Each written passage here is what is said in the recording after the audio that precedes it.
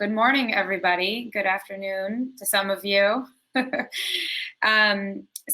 I want to welcome you to this special session of the Fortune Most Powerful Women community. I'm Fortune Senior Writer Michal Lev-Ram and a Summit co-chair. Thank you so much for being with us.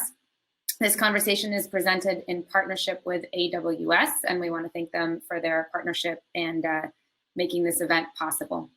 So let's dive in because it's a meaty topic and there's a lot to talk about here.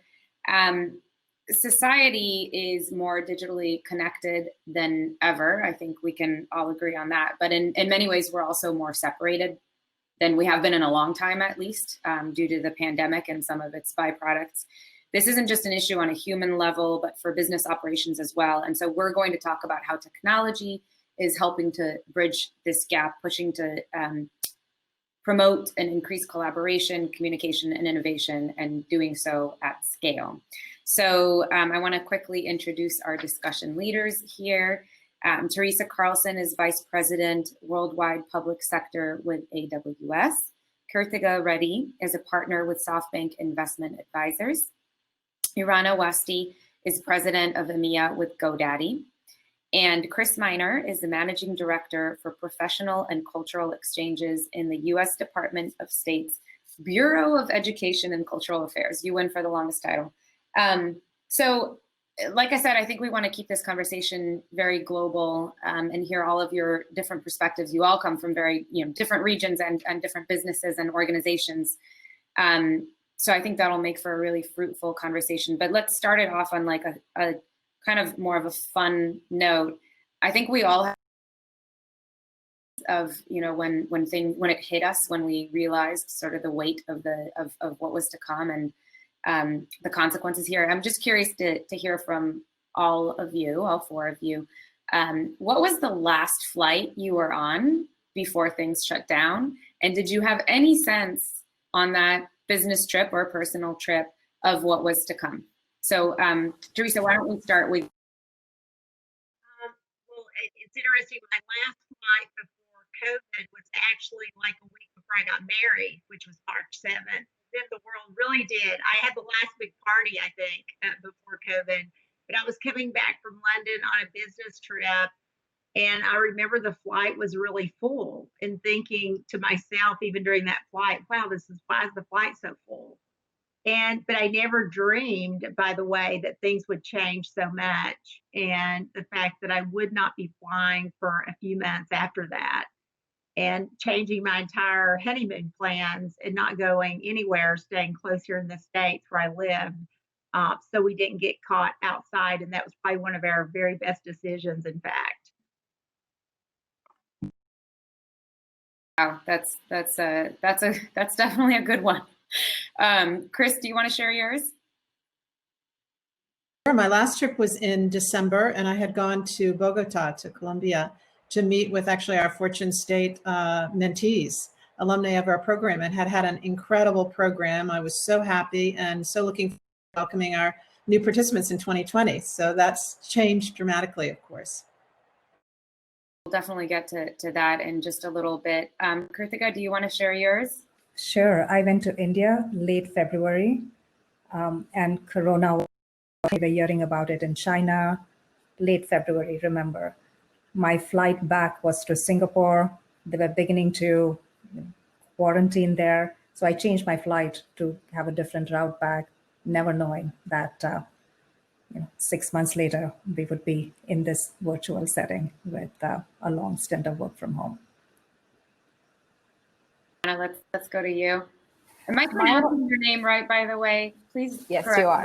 Okay, good. Perfect. I was trying to remember. No, that's perfect. My last flight was actually a record-setting flight, literally. I'm based in London, and I was coming back to London from LA. And on our flight, right around Toronto, somebody got sick on the plane, which back in late February, we started to really worry about it. So we had emergency landing. After that, we got caught in the storm coming to London. In February, London had some of the biggest windstorms that came through, but our plane got caught in that, and that helped the plane get to London in record-setting time. So my plane officially set the record of the fastest cross of Atlantic. to land in London, which of course I didn't know at the time I was on plane. I only found out when we landed, and I'm glad for that. So that was my last very eventful record-setting flight.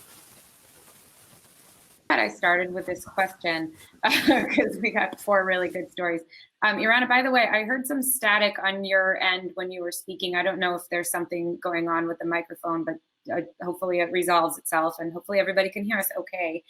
So on a slightly more serious note, we conducted a survey of our MPW members, which you'll be hearing more about later today. And there was an interesting tidbit from that survey, which I think really applies well to our conversation today. We asked survey takers, do you believe that connecting and collaborating with global partners is of greater or lesser importance at the moment? And 75% of our MPW members said that it is of greater importance today than pre-pandemic. And so I'm curious to hear from your perspective, A, do you agree with that? And if so, why? If not, why as well? Kritika, I'd love to start with you. So I am the camp that agrees. I'm of a global firm. We have 8 offices across Americas, Europe, Middle East, Asia. And collaboration was always important, but the global pandemic has forced us to be very deliberate in thinking about how we collaborate and communicate and how we scale that communication. And to give you a few examples, Michal, of how we are doing that, one, we completely revamped our intranet site. We have increased the number of touch points per week with our senior leaders to 3 to 4 times, and that takes different shapes and forms. It takes all company meetings. We launched a new Meet the Partners program where each one of us, it's a quick DIY, take your iPhone, show, talk about how you're managing through COVID. I spoke about how my daughter was doing haircuts for me and charging me $20. So really investing in communication and collaboration at a business level and at an individual level. 9-year-old did my roots for free, by the way, so I got a good deal. Teresa, could you chime in on this front as well? Yeah, I actually think it's a great survey question, and I also agree. It's more important we connect, and for a variety of reasons, but 2 big ones.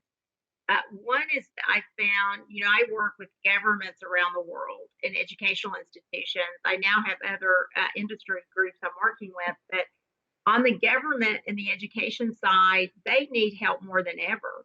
I mean, they need connection points. They need to understand how they're using the technology to make sure they're reaching out on citizen services, citizen activities, getting information out, looking for new ways to communicate and connect with students. And they need to talk about it. They need to brainstorm. They've needed ideas, and they've needed to move really fast. So I think while those things have always been important, we're in crisis mode right now. So the ability to have those very quick exchanges in real time are so important. And while I don't particularly like doing the virtual work, I like connecting in person with my partners and customers. It has been a very nice way, if they need us, to just jump on a virtual environment and have that conversation and solve and get 4 or 5 people around the world to get on a call and say, okay, what are we going to do and how do we get moving on this? And it's allowed us to actually move very fast. But it's truly probably more important than ever in the period of time we're in right now. Can you chime in here as well and maybe describe just real quick for everyone the type of work that you do? Sure. So I work at the State Department, and I work in a part of the State Department that supports exchange programs. So you will have heard of maybe the Fulbright program or the International Visitor Leadership Program, but we bring about 65,000 or exchange Americans and foreign participants, about 65,000 people a year take part in our programs. So our business is moving people to the US and moving people overseas. And so I would say now, incredibly important that we continue our relationships with people, because these networks that we've created with our exchange programs and that we now create virtually are so valuable. And we've seen that with the Fortune State Department mentoring program, which was supposed to start on March the 16th and was, postponed. And we're doing that now virtually with Vital Voices Global Partnership as our partner on that. And of course, Fortune Most Powerful Women. And I see these women, we have 13 mentees, and they are thrilled to be making the connections with their mentors and then with each other, because that network is so useful for them now, especially in figuring out what to do with their businesses and their nonprofits and in their countries. So I'm excited that we've moved so well in our bureau to virtual. You're in charge of the EMEA region. You're based in London. This isn't just dealing with a pandemic. There are geopolitical issues that have made some things more challenging, like Brexit included. Can you talk a little bit about, from your perspective, how this has shifted things for you? You're still muted. No, can you unmute yourself? All right, we'll try to unmute you on our end, and I will come right back to you. Sorry about that. Again, technology. Let's move on just for a second, and hopefully we'll get you back in a minute here, Irana. So I want to go back to you, Chris, and kind of stay on the subject of geopolitics. Again, my question to Irana was about some of those considerations as well. And in our survey question, we really asked about the impact of the pandemic. But can you talk more broadly about why this is also coming at a time when those cross-border collaborations and communications are so vital? I mean, I would say just the processing of information and the sharing of information is so important right now. And we do programs for all kinds of people, from scholars to professionals to students, but to let them know what we are doing in the US and what some of our practices are here, and to learn from them what they're doing. This kind of practical knowledge, I think, that is shared by people is incredible. And I think we need it now, and we need to do more and more of it. And we have really geared up on our exchanges. And so we have moved from the real life to the virtual. Pivot to virtual is our favorite phrase now. And we're doing that in every program that we have. So I think, teaching English, creating a network of people involved in public health, that kind of thing is something we need to, bear down hard on right now. Okay, Irana, let's try to go to you. And if everybody else could mute for a second, let's see if we're able to hear you now. Can you hear me now? Yes, awesome. Technology. Did you want me to answer the prior question that I was trying to answer? That would be great. And by the way, just for everybody in the room here, please know that we want your questions and comments and your participation. So if you type into the chat box, anything you want to say, if you would like to contribute to the discussion, we can ask you to share your video and audio, and you can come into the little squares here with us and speak with us. So with that, Irana, I'll turn things over to you. Thank you. So being here in EMEA, being in London, it's been quite interesting because my team is spread across 8 countries and not just 8 offices. And we have business across the entire region. And so what was important here for us is not just to solve for collaboration, but to figure out how do you solve for collaboration within the rules of each of the governments and the countries where we operate. And you mentioned Brexit. To be honest, Brexit was a topic in the first quarter of the year. Then it completely disappeared as a topic because COVID came in, and it's just now re-emerging as a topic because December 31st is coming, whether we like it or not. But what was interesting for us to figure out is that we've always had to collaborate virtually because we're so spread across the region. But it was actually about how do we lean into the events that we so dependent on to run in person to solve virtually, just like you guys are doing with Fortune. So from customer engagement to, I'll give you an example. One of the big things we do in the regions is we create marketing campaigns, advertising campaigns. We shoot advertising videos. We needed to launch in April our Middle East video. It needed to be shot in Turkey with the leaders from Dubai, UK, and US coming together to run the video. Well, by the time the lockdown kept coming in, the only person who could actually make it to the ground in Turkey was the one person from UK. And while he was there, UK changed the rules. So we actually had to get him back rather quickly before that last corridor closed down.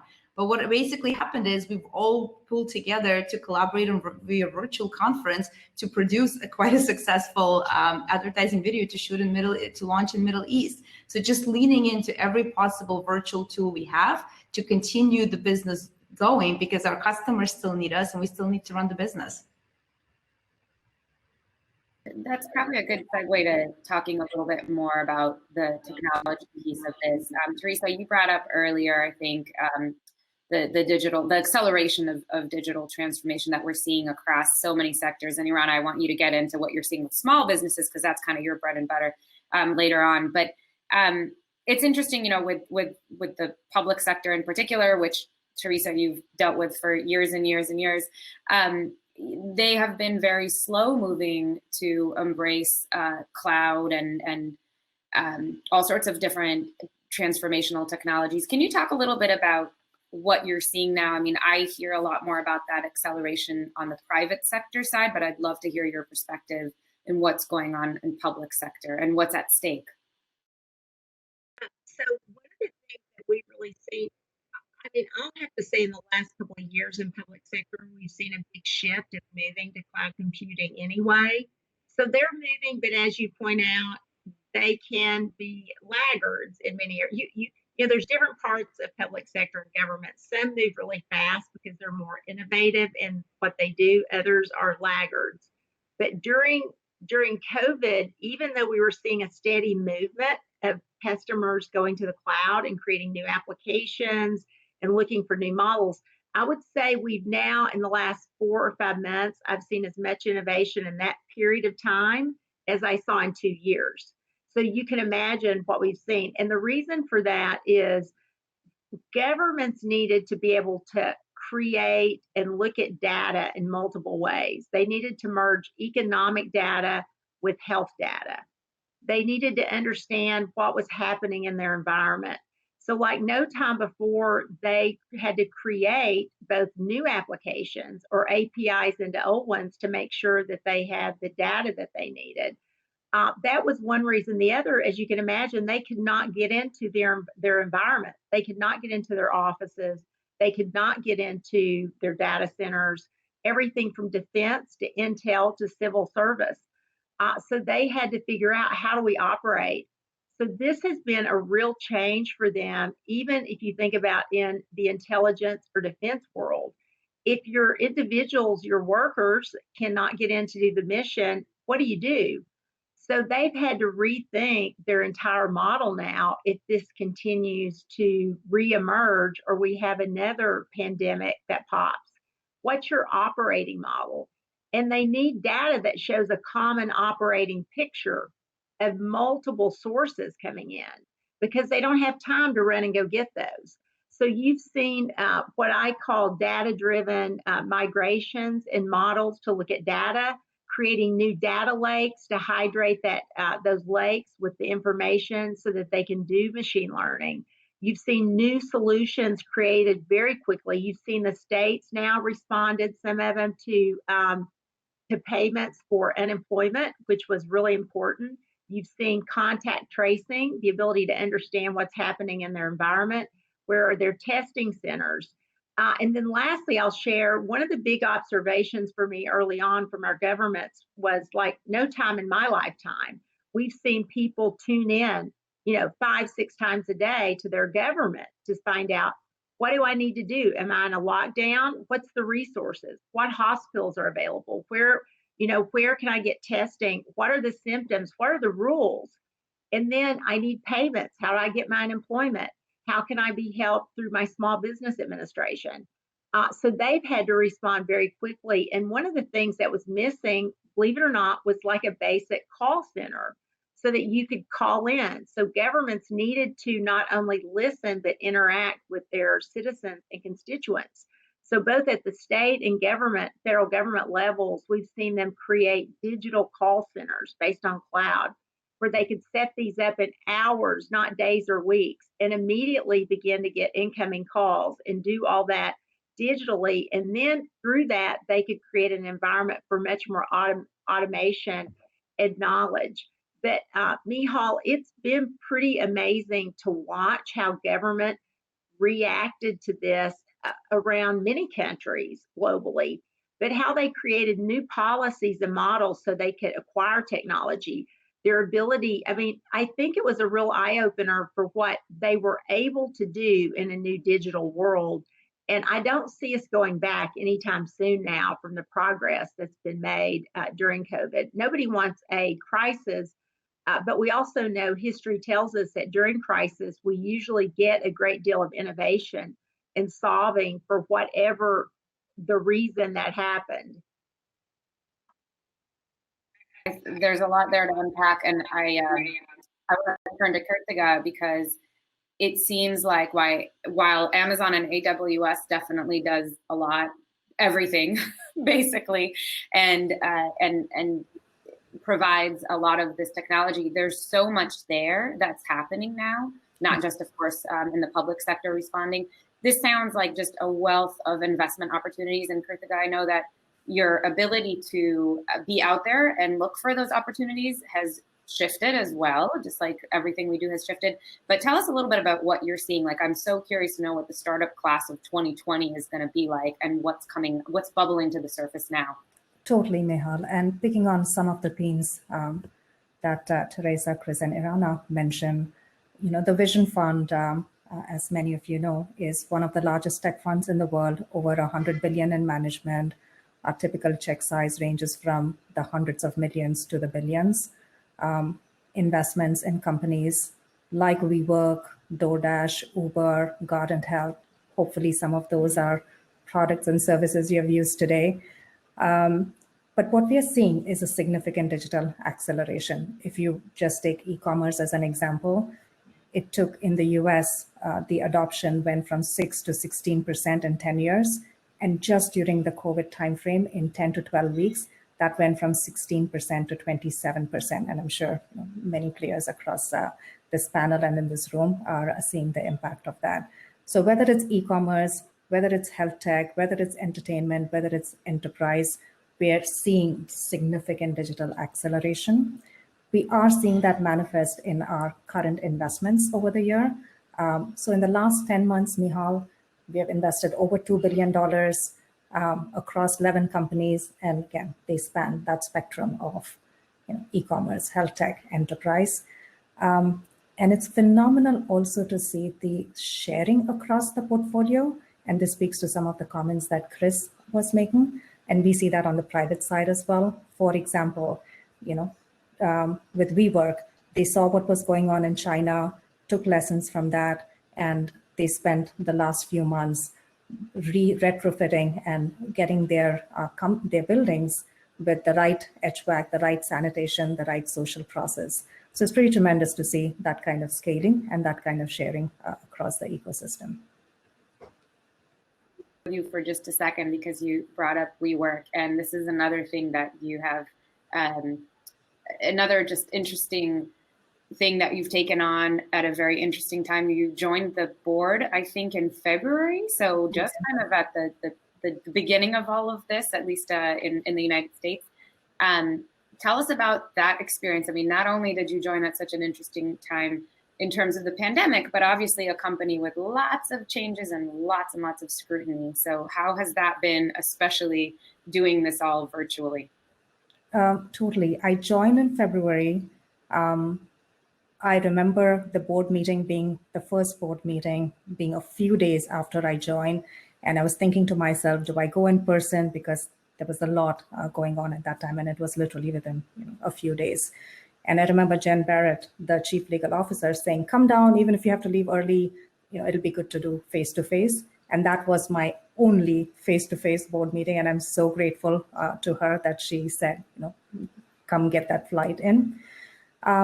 Michal, what we have seen is the company really executing strongly and tapping into new opportunities.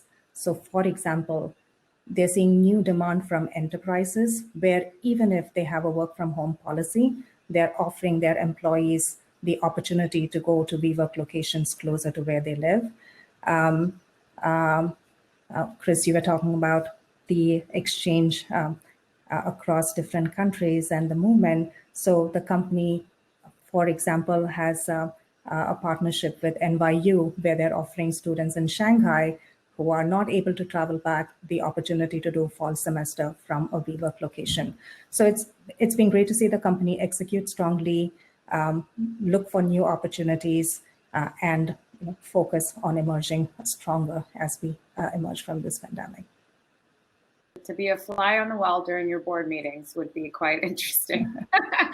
I want to go back to just the topic of this acceleration in digital transformation across public and private.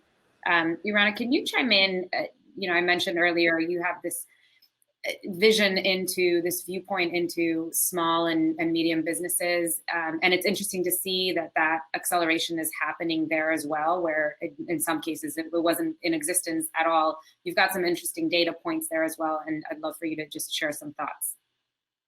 Yes, absolutely. The theme of digital revolution, or the next wave of digital revolution, absolutely is showing up in the small business space. So as GoDaddy, we manage 20 million small businesses around the world. And as the pandemic came in and as the lockdown came in, we've run studies, especially I'll quote some of the UK data, but it's very applicable around the markets around the world, is that we're seeing basically two trends. One is that of the businesses that existed already, 20% of them are now creating an online identity where they didn't have one before.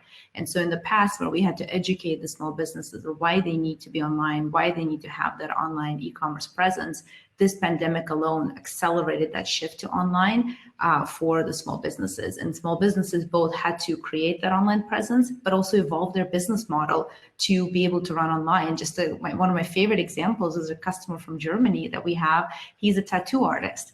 And it's really hard to do his business online if you build a website. So he had to evolve his business to basically, he's now creating unique temporary tattoos for people on demand so they can try out and buy a temporary tattoo until they're able to come into his studio and get a permanent one. And the second trend we're seeing, and we're going to continue to see that, is that out of the people who didn't have a business, a third of UK population said they're thinking about starting a business. And we've seen the same thing in 2008, 2009 crisis and recession that came from it, is that out of recession, out of the economic difficulty, you see a lot new small businesses emerging. And we're starting to see exactly the same thing here. So again, quite impressive to see both trends, and both trends showing that digital revolution it's definitely in full swing. If we've got anybody in the room with a perspective on the education side, I would love to hear about that. We haven't really tapped into that yet, but just putting that out there. So Chris, could you chime in as well? Teresa talked quite a bit about governments, not necessarily ours here in the US, but sort of across the globe, different governments reacting at different rates, and how impressive it's been to see this acceleration. Can you talk about your experience from within the State Department? And obviously the mentoring program and various other programs that you run have had to shift considerably, but talk about what's needed to happen internally in order to make those shifts happen. Wow. Well, I mean, in the State Department, I would say our shift to digital has been extraordinary. I mean, it surprised me. We already had a number of people who were working off-site, and we were able to shift to that right away. And every day we get new apps and we're able to do things more efficiently. So that's been great. And I think this idea of us being able to share not only from the US, but from our participants themselves that have been on our programs, to be able to share with each other. And sometimes they have situations that are more analogous than the one we have here. They're in smaller countries. They have maybe less resources, but they can cooperate with each other to figure out the best way to do things. So I think the State Department, and with all of our embassies, there have been different reactions in different countries, and slowly different embassies are opening up to provide visas and to support our participants there and our alumni. So it's slow, but I would say steady in that regard. Great. And on the education piece, because I do think it's important in so many ways right now. I think we talk about digital transformation, and sitting here in Silicon Valley, especially within tech circles and generally, it's just seen as a positive. But it's very painful, especially in some sectors. And Teresa, maybe you can chime in a little bit as it pertains to the education sector specifically. What have you seen from an AWS perspective? Yeah. Well, before I jump in, I do want to say with Chris, I love the programs they run, and we actually participate in that Academy of Women Entrepreneurs, which we love. We're doing it for Chile this year, and we want to expand it. And I just want to say, I think it's a great way when you think about education, taking knowledge that we have in the U.S. and other countries and pulling them into developing areas to really help those women become amazing entrepreneurs. So, Chris, I wanted to tell you we're excited about that program and the things you run there, and that's most certainly in the education realm that we can teach and train others. Michal, on the education front, we really saw, we can kind of measure things in a couple of ways on the AWS side. One, we can look at our internal operations of how our compute and storage and analytics is scaling with customers, and we can look at that around the world in all the regions, the cloud regions we have. I also have an education team that works globally with all of our education customers. And I can tell you overnight they had to adjust, because remember in March, school was still in session. April, May, most schools don't get out till June or July, depending on where you are around the world. And we saw immediately them going online. It was very painful for some. Others adjusted much easier because they had prepared. They at least had a strategy for doing digital activities.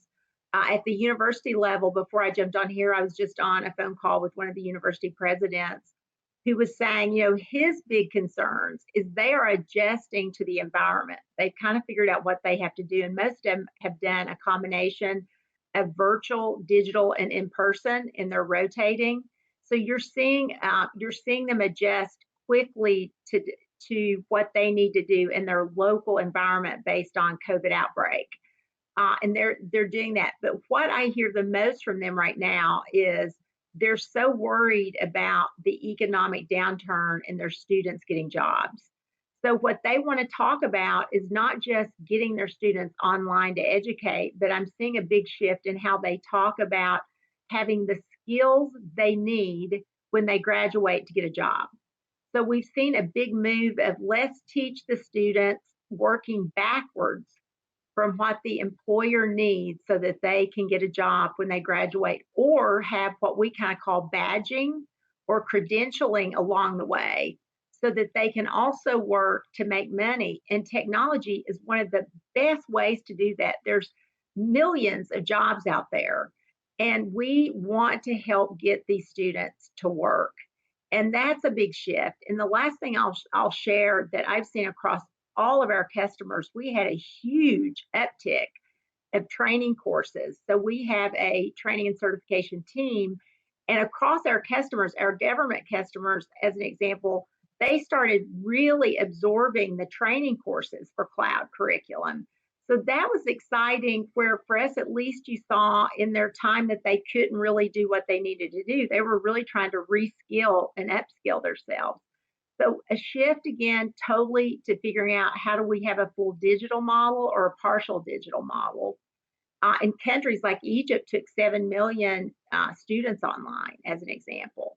Like they worked quickly to less upskill and reskill with every extra moment we have of the day. So we're more prepared for this as we go back into the work environment or have another crisis that we have to deal with. Andy, I see we have a question from you. If you can request to share your video and audio, we'll get you in here and you can ask your question directly.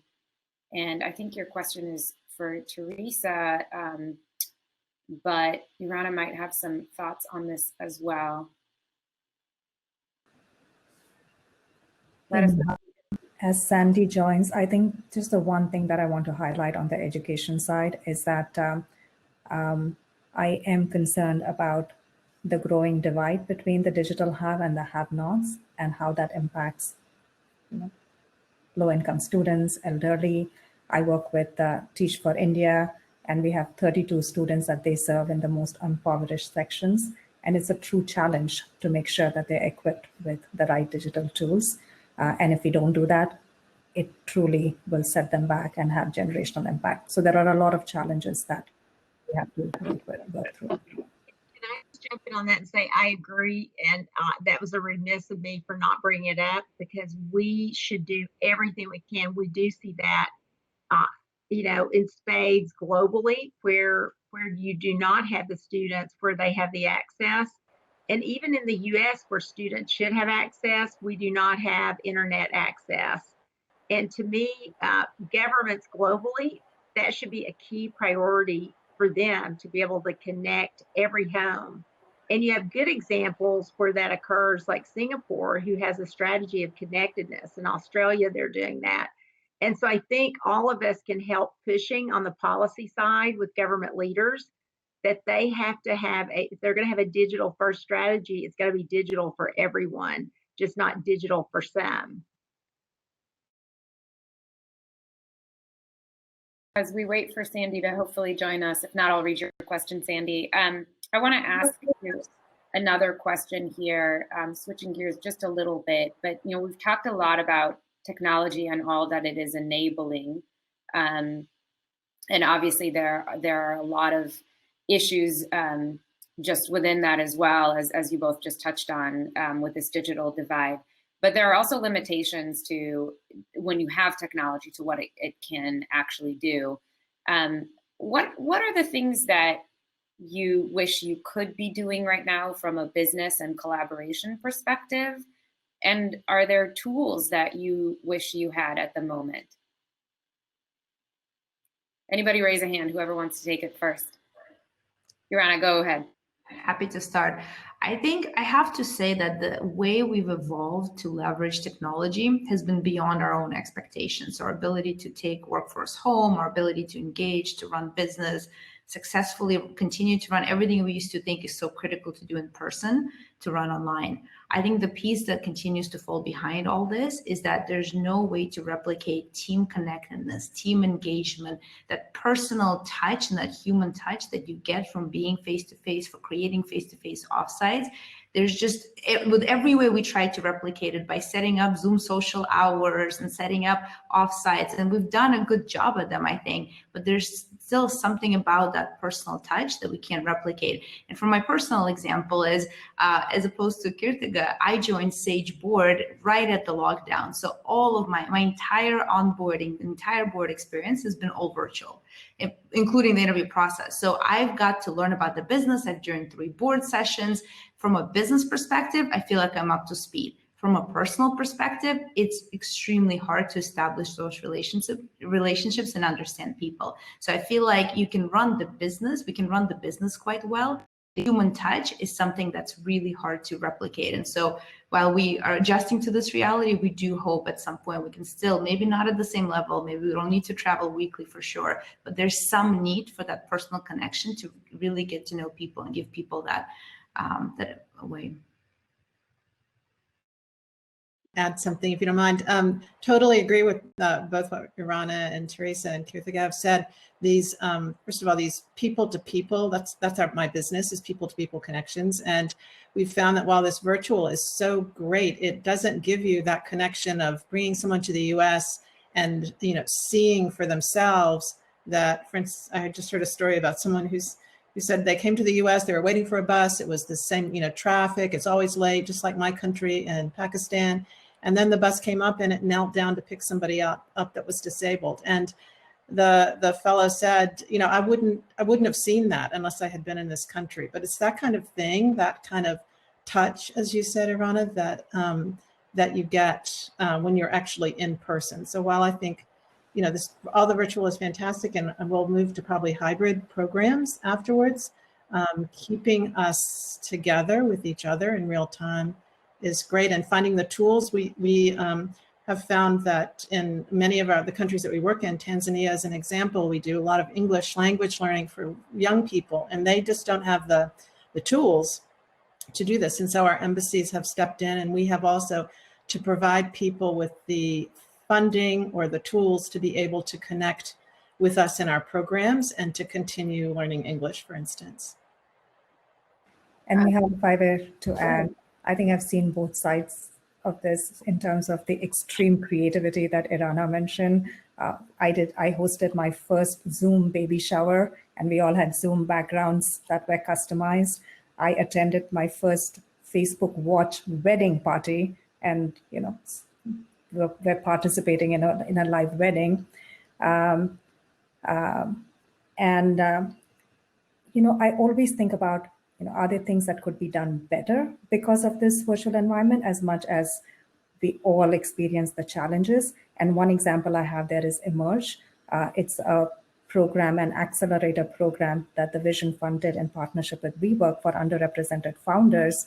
Was supposed to be a cohort that gets together for 8 weeks in person, 14 amazing founders about to start their in-person program when COVID hit. Within days, we had to make it virtual. But the beauty of that is we were also able to get much more global connects. For example, we had a partner in London doing a fireside chat with a CEO in India and gave them the kind of exposure that they simply would not have gotten in just a live setting. So it's always both sides, and it's about thinking about the challenges as much as about the opportunities. Thank you, Kritika. I want to make sure these questions real quick. Speaking of technical limitations, sorry, but I'm going to read your question. So this is for Teresa. How does the cloud help with a company's digital strategy, and how are they linked? This is very much up your alley, Teresa. So I'd love for you to take a quick stab at that. And if we have a minute left before we have to break you around, I would love to have you weigh in as well. So over to you, Teresa. Yeah, I'd love to hear as well, but just real quickly for us, the digital strategy, what we see with both government and commercial organizations, it helps them move faster and experiment. So they have the ability to do fast experimentation, fail quickly, and recover without spending a lot of money. That's like the first thing. I hear about speed and agility. And also, it keeps you competitive. Most companies and governments will say, I have to have a digital strategy or I'm not competitive anymore. I hear so many great stories from partners in terms of their ability to now roll out new services quickly, locally and globally, because of cloud and digital. So speed and agility are by far the first thing. And I would also be remiss in pointing out, I think it makes the world a better place through things like farming, where we can do so much more for farmers around the world that actually don't have access, but we can put tooling in place that helps them understand what's happening with their crops, the supply chain, the movement. It helps create entrepreneurs in a much greater rate and pace on a lower cost structure. And things like missing and exploited children and sex trafficking is something that's near and dear to my heart. But we see it now shaping up where you can use tools like recognition and artificial intelligence to find children, to find women who are out there being exploited through automation and digital. We have a partner, Thorn, where we scan 150,000 ads a day on the dark web to look for missing children and women that are out there.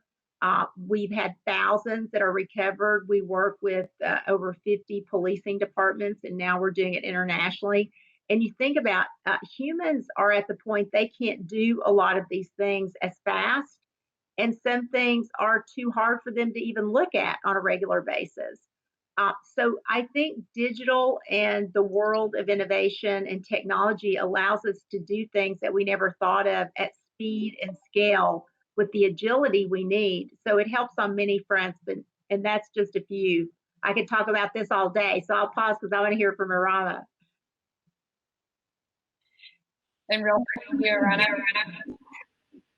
Well, we are a cloud-based digital company, and so for us, cloud of our strategy altogether. But I think what we're seeing now in our job, what we see as our job is now more than ever, is to give access to that cloud-based online technology to as many small businesses we can around the world, because those businesses need that. They are now reliant on that online presence. It's no longer just an option or nice to have, to be visible. And so Teresa talked about farmers. We've got farms going online because that's the only way they can sell their goods beyond their sort of immediate neighbors and so on. And that's a trend completely completely consistent trend throughout the world. So our job as a company is to give access to digital technology and cloud to the basically everyday entrepreneurs. Great, thank you. Thank you guys so much for being here, for contributing so much to this discussion, for bearing with some of the technical limitations, as we said. This is a new reality and a new format for us all. We do need to wrap. In just about 15 minutes, we have our Mpw Networking Session, speaking of the importance of collaboration and communication. This is a chance to talk and to connect amongst yourselves. So it's an off-the-record session, which begins at 1 p.m. Eastern. Make your way to networking. You'll see that just on the left-hand side here of your screen, and you click ready when you're ready and get started. At 1:30 Eastern, we're going to start our quote-unquote main stage plenary sessions once again. And a reminder, the agenda for all of the programs can be found to the left of your screen in the reception tab. Thank you so much. And I hope we get to see each other in person next year in 2021. Bye, guys. Thank you. Michal. Thank you.